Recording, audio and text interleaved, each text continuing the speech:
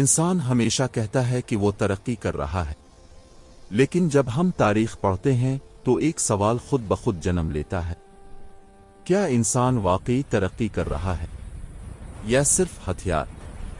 تاریخ میں کچھ جنگیں ایسی ہیں جن میں انسان صرف زخمی نہیں ہوا بلکہ انسانیت دفن ہو گئی، بچے یتیم ہوئے، شہر مٹ گئے، تہذیبیں راکھ بن گئیں، لیکن نفرت باقی رہی۔ آج ہم انہی جنگوں کی کہانی سنیں گے، وہ جنگیں جن کا نام سن کر آج بھی دل کانپ جاتا ہے۔ جنگ نمبر 1، دوسری عالمی جنگ، ورلڈ وار 2، 1939 1945۔ یہ جنگ دنیا کی سب سے خونریز جنگ تھی۔ اس کا آغاز جرمنی کے طاقتور لیڈر ایڈولف ہٹلر کے پولینڈ پر حملے سے ہوا۔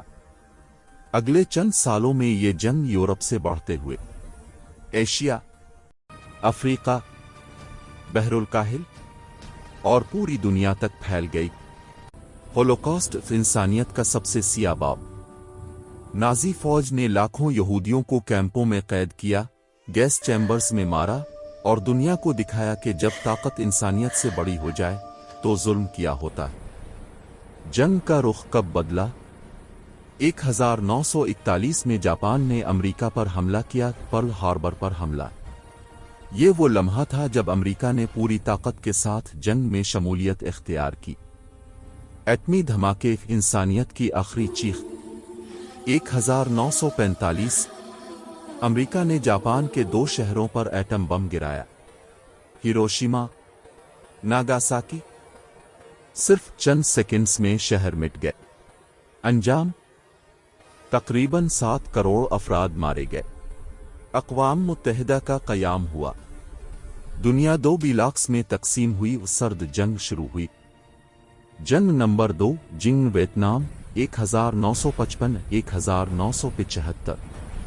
یہ جنگ طاقت اور ظلم کے خلاف جذبے اور آزادی کی جنگ تھی۔ ویتنام 2 حصوں میں تقسیم تھا، شمال کمیونسٹ، جنوب امریکہ کی حمایت والا نظام۔ امریکہ سمجھتا تھا کہ ویتنام ایک چھوٹی ریاست ہے، آسانی سے شکست ہو جائے گی، لیکن ویتنامی گوریلا جنگجوؤں نے تاریخ بدل دی۔ جنگلوں کی جنگ۔ یہ وہ جنگ تھی جہاں دشمن زمین اور آسمان پر نظر نہیں آتا تھا، صرف حملہ ہوتا تھا۔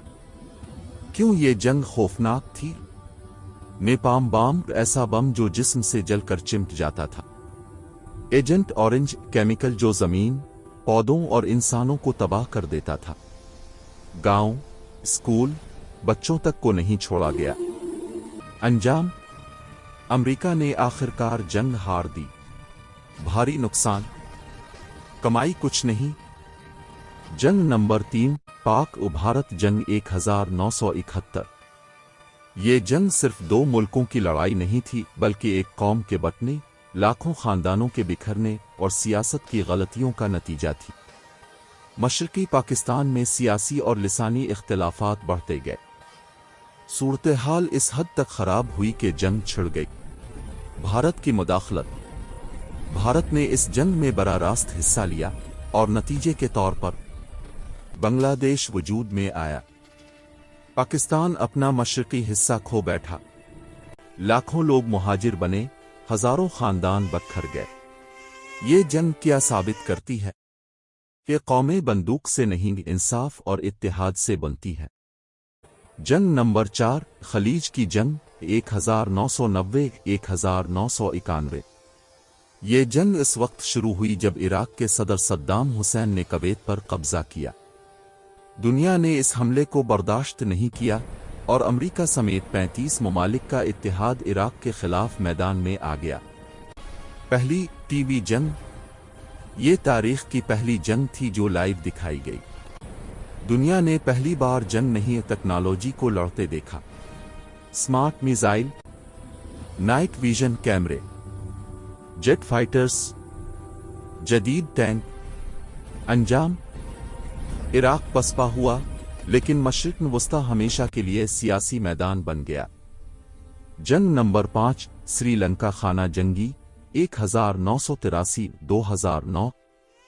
اس جنگ میں کوئی دو ملک نہیں لڑ رہے تھے، بلکہ ایک ملک خود اپنے خلاف لڑ رہا تھا۔ ایک طرف سری لنکا حکومت، دوسری طرف تیامل ٹائیگرز۔